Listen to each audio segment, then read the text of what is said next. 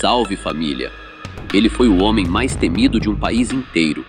Comandou um exército paralelo de 20 mil homens e desafiou o Estado, as milícias e o submundo. Mas, enquanto tentava negociar a paz, ele não percebeu que o maior perigo não vinha dos seus inimigos. Vendido por quem ele menos esperava e marcado por um drama familiar que ele chamava de castigo divino, o fim de sua era é um dos episódios mais obscuros e surpreendentes da história. Como o líder supremo das autodefesas desapareceu sem deixar rastros. E quem deu a ordem final? Se inscreva com o sino ativado, deixe o like e vire membro do canal para conteúdos exclusivos. Bora pro vídeo.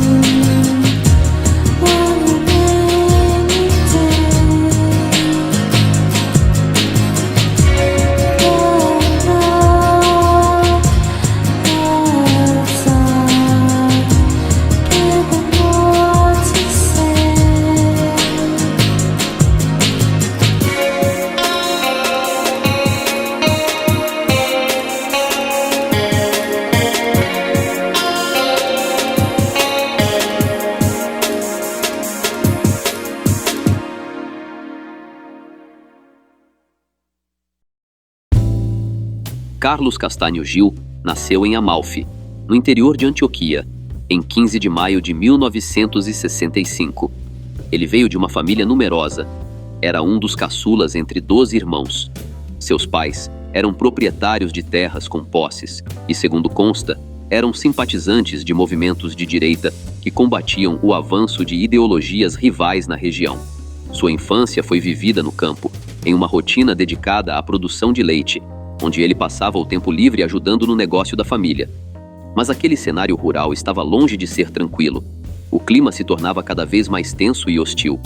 Era o início da atividade de grupos insurgentes na Colômbia. Surgiam ali movimentos como as Farc, fundadas apenas um ano antes de seu nascimento, e o ELN, que apareceu logo em seguida. Esses grupos nasceram de conflitos camponeses e tensões políticas que já castigavam o país há décadas. Nesse cenário turbulento, ainda na adolescência, Castanho teve uma passagem rápida pelo submundo da criminalidade urbana, integrando a estrutura do que viria a ser o temido cartel de Medellín, chefiado por Pablo Escobar. Essa porta de entrada foi aberta por seu irmão mais velho, Fidel Castanho, que já fazia negócios com o grupo. Mas aqui entra um ponto curioso. Desde o início, Carlos demonstrava uma forte rejeição ao mercado de substâncias ilícitas. Parece uma contradição, não é? Pois essa dualidade o acompanharia por toda a vida. Para ele, o foco nunca foi o lucro do contrabando, mas sim o que ele chamava de uma missão ideológica para combater os grupos que agiam no interior do país. Toda essa ideologia foi alimentada por um trauma profundo: a perda brutal de seu pai, Jesus Antônio Castanho. Esse evento, atribuído às Farc, mudou para sempre o destino da família. Segundo o relato detalhado no livro Minha Confissão, escrito pelo próprio Carlos, tudo começou em uma madrugada na fazenda da família em Segóvia. 7 homens armados cercaram a casa, esperando o momento certo para invadir. Quando forçaram a entrada, surpreenderam Jesus Antônio, que mal tinha acabado de se vestir para começar o dia de trabalho. Sob ameaças, os trabalhadores da fazenda foram impedidos de reagir. O patriarca foi levado à força, e o que se seguiu foi um período de angústia que terminou da pior forma possível. Esse desfecho trágico acendeu um desejo de retaliação sem volta. Fidel, o irmão mais velho, tomado pela indignação, reuniu Carlos e os outros irmãos para organizar um grupo de resposta. Na época, Carlos tinha apenas 16 anos, e ver sua família ser destruída daquela forma moldou sua visão de mundo. Ali, ele jurou que dedicaria sua existência a combater as organizações que tiraram a vida de seu pai. Inicialmente, eles se aproximaram de unidades militares locais, colaborando em operações contra as facções armadas. Era o embrião de um movimento que, anos mais tarde, se tornaria um dos fenômenos mais complexos e devastadores da história colombiana.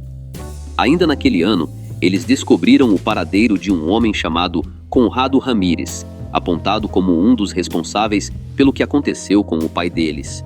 Fidel chegou a denunciá-lo às autoridades, mas o suspeito foi solto por falta de provas.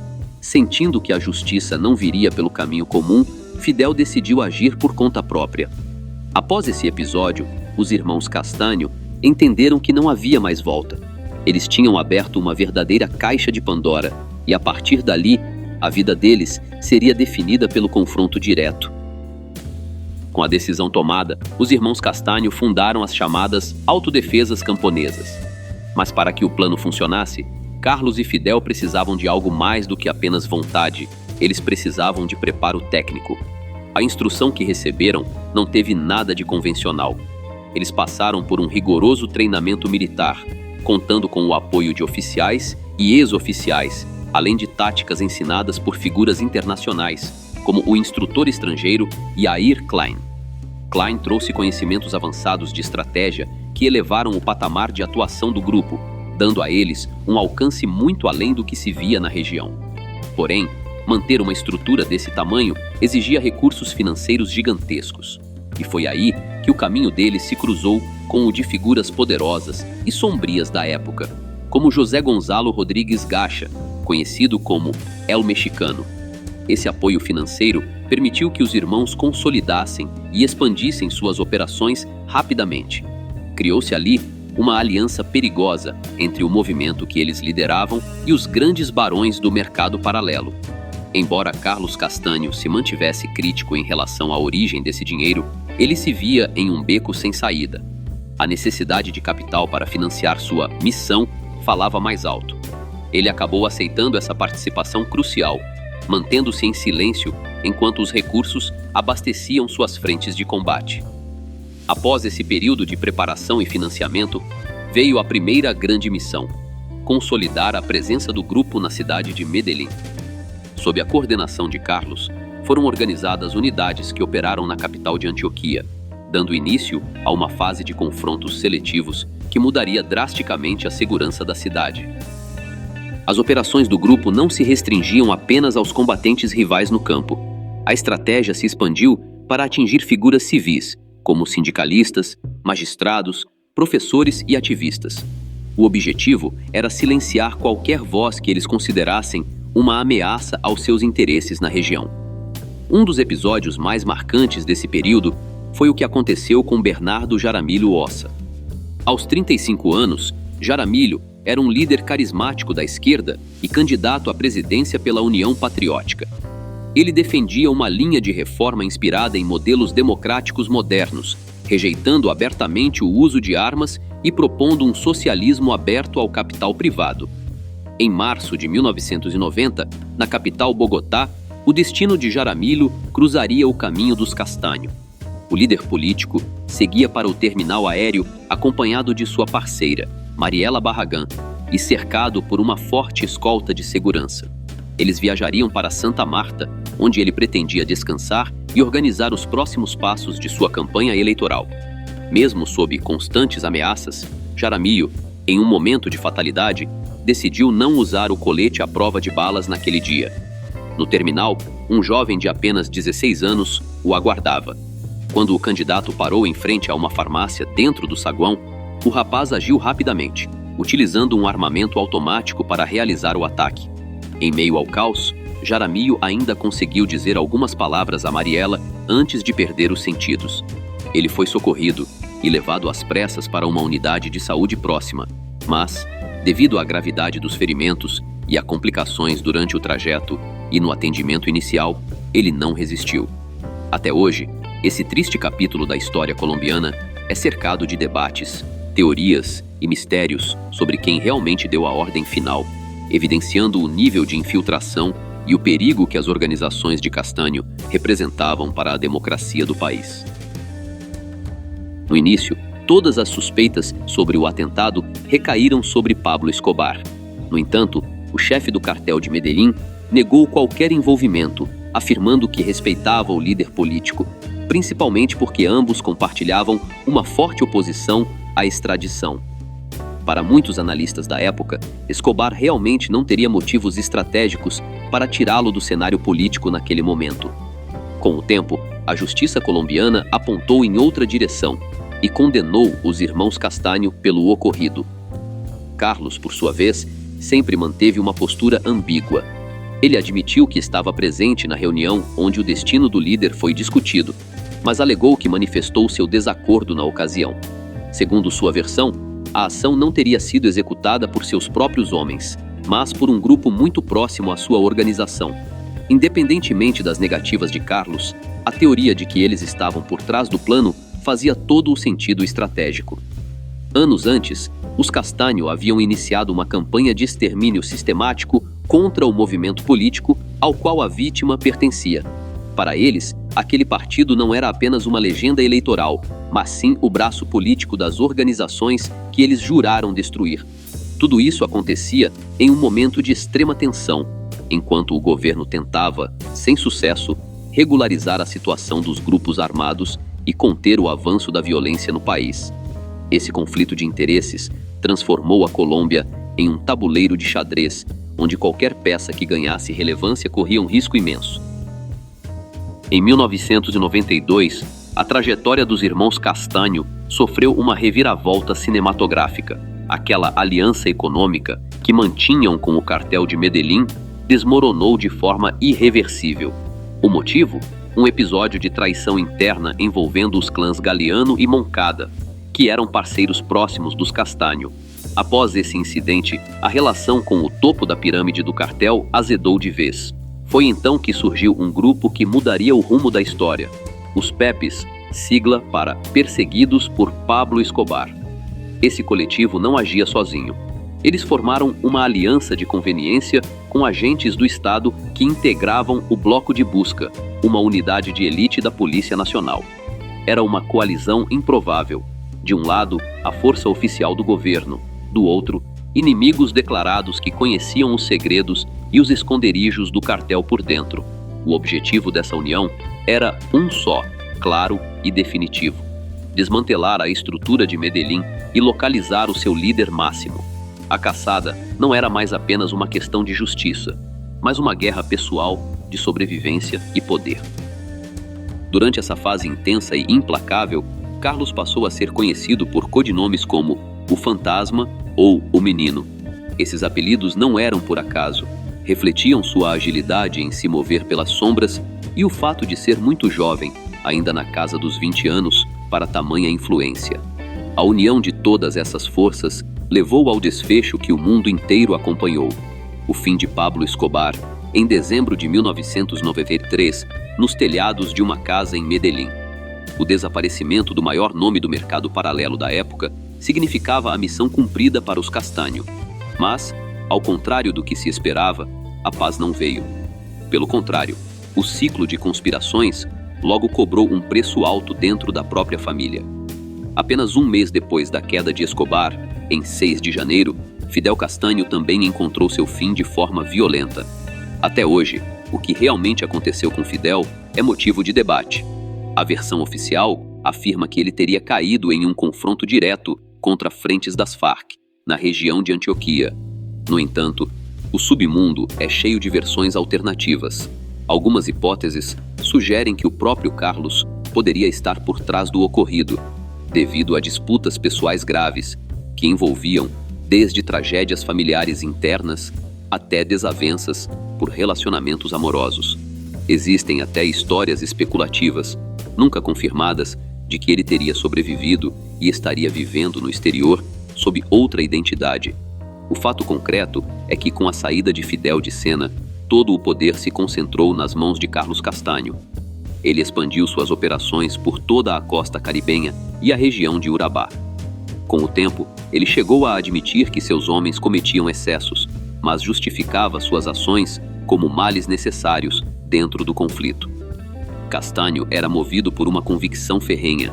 Para ele, eliminar seus opositores ideológicos, e qualquer um que os ajudasse, era uma forma de fazer o bem ao país. Ele afirmava que, como os grupos rivais se infiltravam entre os civis, medidas extremas eram a única saída. Sem a presença de Fidel, Carlos assumiu, ao lado de seu outro irmão Vicente, o comando de uma estrutura muito maior e mais ambiciosa, as Autodefesas Unidas da Colômbia, AUC.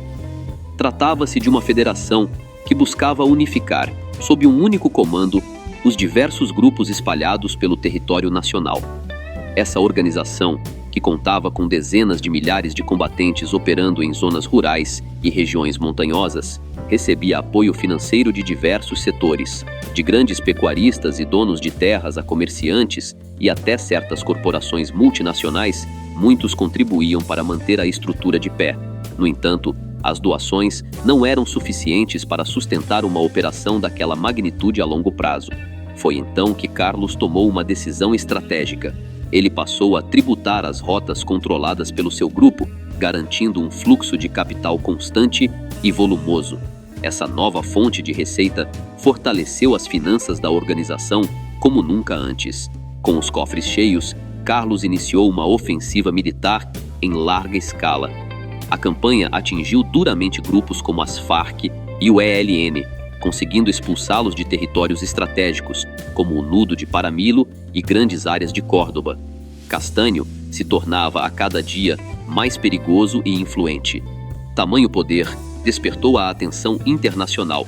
A pressão vinda dos Estados Unidos e de organizações europeias forçou o então presidente Ernesto Samper a classificar a estrutura de Carlos como uma ameaça oficial.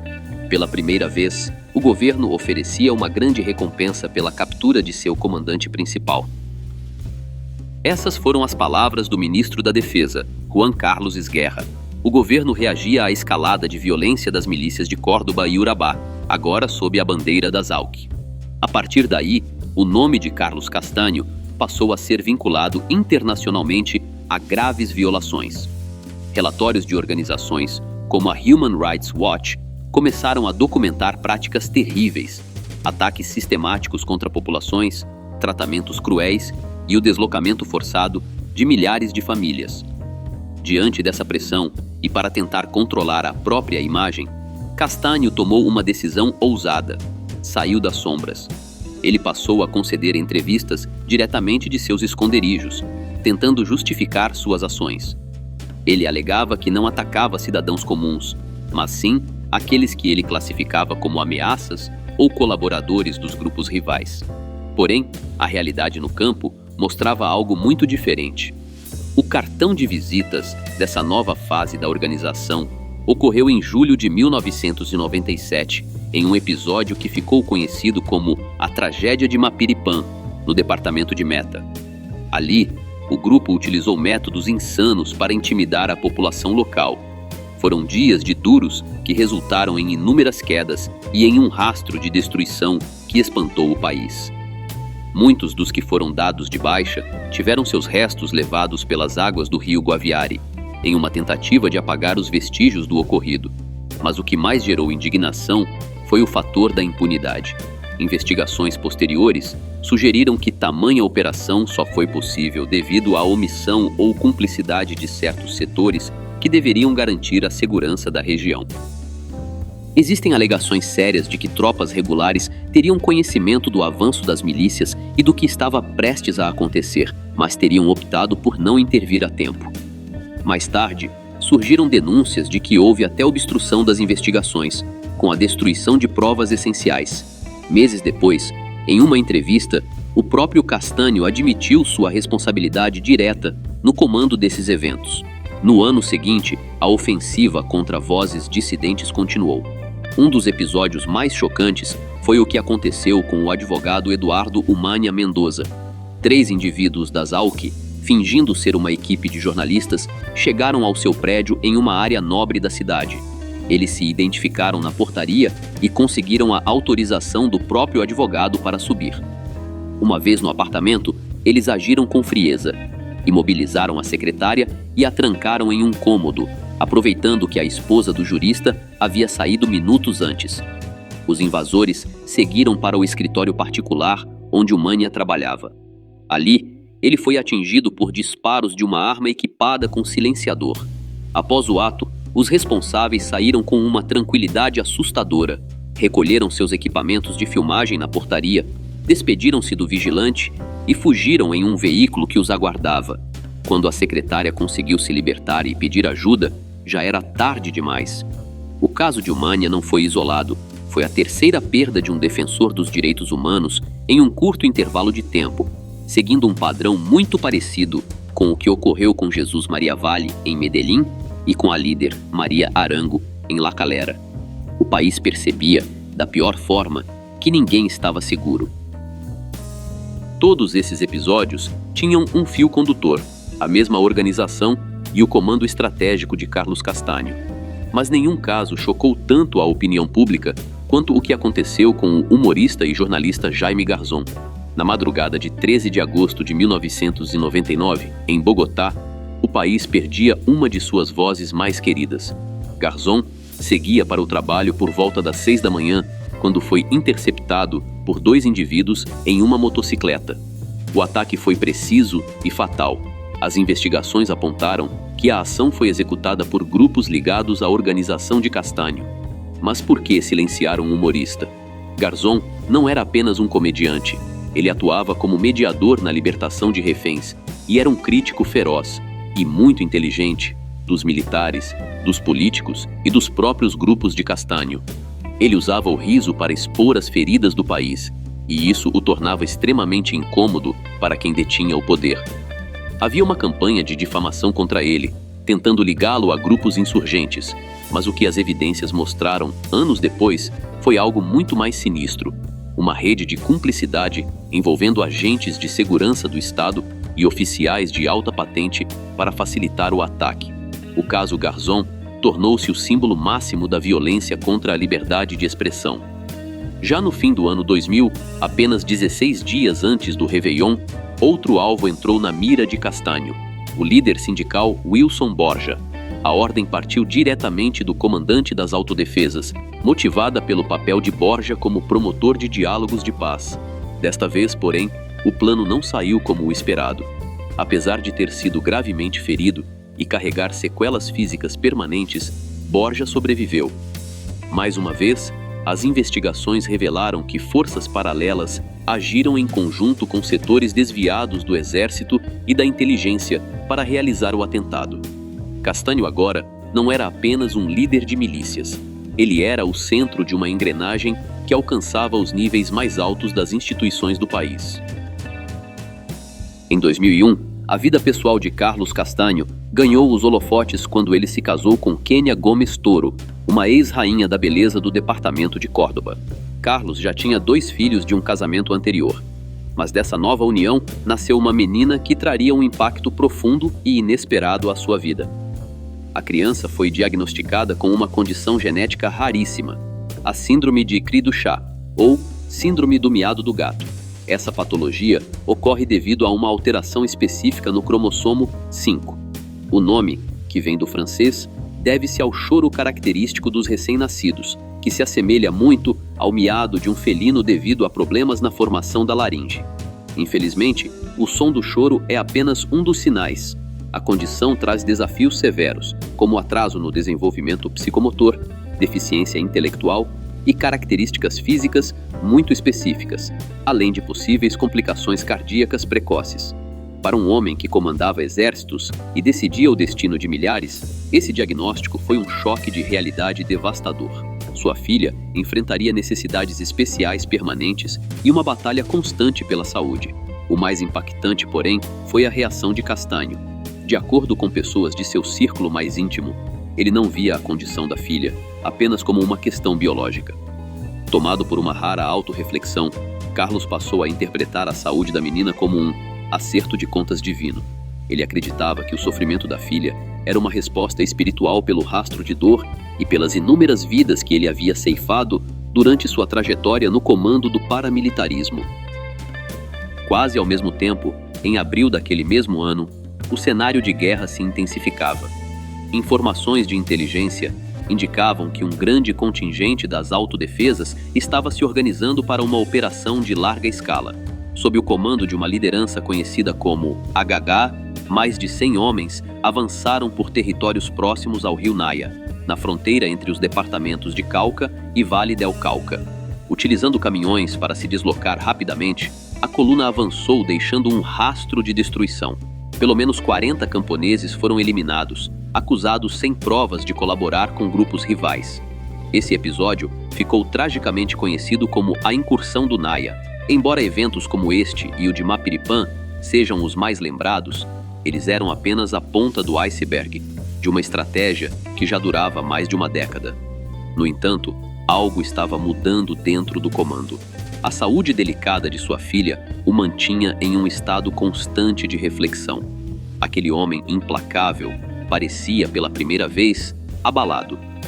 Somado ao drama familiar, a pressão internacional atingia o ponto de ebulição. Os Estados Unidos formalizaram acusações de contrabando contra ele e designaram oficialmente sua organização como um grupo terrorista estrangeiro. O cerco jurídico e a possibilidade real de extradição tornaram sua posição insustentável. Carlos Castanho já não tinha mais a mesma convicção de antes. Ele começou a questionar se valia a pena continuar à frente de sua estrutura paramilitar e manter a perseguição ideológica que definiu sua vida até ali. O líder absoluto estava, finalmente, começando a recuar. No final de 2002, o cenário político mudou e Carlos Castanho deu um passo inesperado. Iniciou conversas com o novo governo de Álvaro Uribe para negociar a desmobilização de suas tropas. Mas ele foi além. Castanho enviou uma carta à Embaixada dos Estados Unidos manifestando sua vontade de se entregar voluntariamente e enfrentar a justiça americana. Havia, porém, uma condição inegociável: a segurança e a transferência de seus filhos para o território norte-americano. Ficava claro que o peso da família e o futuro de sua filha, com necessidades especiais, eram agora suas maiores prioridades. As negociações avançaram por 7 meses, com a mediação da Igreja Católica e de comissões oficiais. Em meados de 2003, o próprio Carlos Castanho declarou em entrevista que o fim das atividades de seu grupo era um caminho irreversível. Ele acreditava que aquele movimento levaria inevitavelmente à dissolução de todas as outras estruturas semelhantes no país. Em um gesto sem precedentes na sua trajetória, Castanho fez um pedido público de desculpas pelos excessos do passado. Ele afirmou que o ciclo de violência precisava parar imediatamente. Segundo seus cálculos, cerca de 13 mil combatentes começariam o processo de retorno à vida civil em poucos meses. Castanho sabia que seu destino final seria um tribunal estrangeiro, mas fechou seu pronunciamento com uma mensagem de esperança estratégica. O Estado norte-americano saberá valorizar o nosso gesto de paz. O que as autodefesas estão fazendo terá uma repercussão profunda para a normalização de toda a região e para o futuro da Colômbia. Dentro das Autodefesas Unidas da Colômbia, a unidade era apenas aparente. Embora Carlos Castanho apoiasse as negociações com o Estado, ele acreditava que nem todos os comandantes mereciam fazer parte do processo de paz. Para ele, vários chefes regionais não eram combatentes ideológicos de verdade. Castanho os via como figuras do mercado paralelo que teriam adotado o uniforme apenas por conveniência, buscando uma forma de legalizar suas fortunas e limpar seus históricos criminais perante a justiça. Um dos casos mais emblemáticos dessa divisão interna foi o do Bloco Metro, liderado por Carlos Maurício Garcia Fernandes, conhecido no submundo como Doble Zero. Ele era um dos poucos comandantes que compartilhava da visão crítica de Castanho. Doble Zero opunha-se radicalmente à transformação das autodefesas. Para ele, o grupo estava se desviando de seu propósito original para se tornar apenas uma rede focada em lucros ilícitos e poder econômico. Essa resistência interna criou uma rachadura profunda na organização. De um lado, os que queriam manter uma fachada política. Do outro, aqueles que já haviam priorizado os negócios acima de qualquer ideologia. Esse racha não seria apenas verbal. Ele prepararia o terreno para um dos períodos mais violentos de disputas internas que o grupo já enfrentou. Essas divergências internas, entre a ala que ainda pregava uma motivação ideológica e os blocos profundamente mergulhados nos negócios ilícitos, acabaram em um confronto inevitável. O resultado foi a dissolução do Bloco Metro, e uma das rupturas mais sangrentas da história da organização. As intenções de Carlos Castanho de se entregar e denunciar o envolvimento do grupo com o contrabando o colocaram em uma posição extremamente vulnerável. Para os outros líderes do Estado-Maior das Autodefesas, ele não era mais um comandante, mas sim uma ameaça real aos seus negócios e à sua liberdade. Segundo depoimentos de ex-integrantes, essa postura política selou o seu destino. No dia 16 de abril de 2004, Carlos Castanho foi apontado como traidor por setores da sua própria estrutura.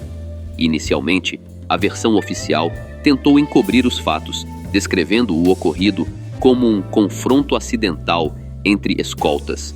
No entanto, fontes posteriores e investigações detalhadas revelaram uma realidade muito mais sombria.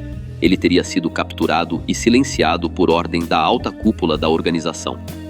Entre os nomes apontados como mandantes estavam figuras como Diego Murilo, o Dom Berna, e, em um desfecho perturbador, há fortes indícios do envolvimento de seu próprio irmão, Vicente Castanho. O homem que ajudou a fundar o império acabou sendo consumido pela própria engrenagem que ajudou a criar. O paradeiro exato de seus restos mortais permaneceu um mistério por anos, encerrando de forma obscura a trajetória de um dos personagens mais polêmicos da história colombiana.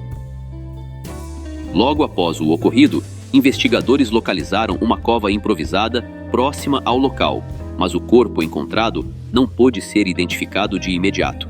Surgiram suspeitas de que os restos mortais teriam sido removidos antes da chegada das autoridades, em uma tentativa de apagar os rastros do crime. Testemunhas chegaram a relatar que o corpo havia passado por um processo de destruição total para evitar qualquer reconhecimento. A justiça, porém, não parou. Em 23 de agosto de 2006, a Procuradoria-Geral emitiu uma ordem de captura contra Vicente Castanho e outros envolvidos, acusando-os formalmente pelo crime contra o próprio irmão e aliado. Finalmente, no dia 1º de setembro daquele ano, graças a informações precisas fornecidas por uma fonte de dentro do movimento, o esqueleto foi recuperado em uma área isolada. O mistério, que durou anos, chegava ao fim. Por meio de exames avançados de DNA, as autoridades confirmaram que aqueles eram, de fato, os restos mortais de Carlos Castanho. A confirmação encerrou um dos capítulos mais obscuros da história da Colômbia. O homem que por anos foi o rosto da guerra civil no país terminou sendo vítima da mesma estrutura que ele mesmo ajudou a erguer, deixando um legado de controvérsias que ainda ecoa nas montanhas e cidades colombianas.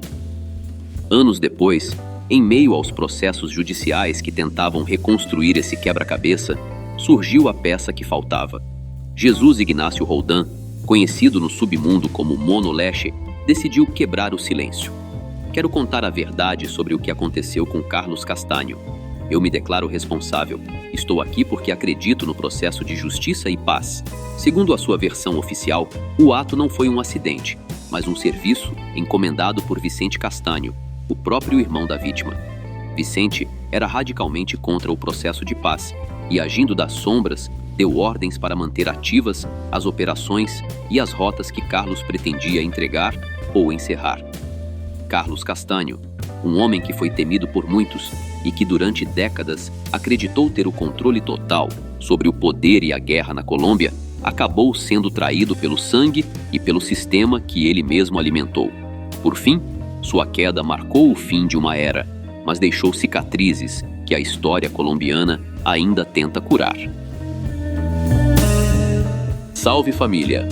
A trajetória de Carlos Castanho não é apenas a história de um comandante em guerra, mas o retrato de um ciclo de violência que, mais cedo ou mais tarde, consome seus próprios criadores. Ele tentou ditar as regras do jogo até o fim, mas acabou sendo alvo de um sistema que ele mesmo ajudou a fortalecer. Com a confirmação daquela traição vinda do próprio sangue, encerrou-se um dos capítulos mais sombrios da América Latina. Mas e você? Acredita que a sua suposta tentativa de paz foi um gesto real de redenção ou apenas uma estratégia de sobrevivência que falhou? Deixe sua opinião aqui nos comentários. Não esqueça de se inscrever no canal, ativar o sino e virar membro do canal. O apoio de vocês é fundamental. Até a próxima!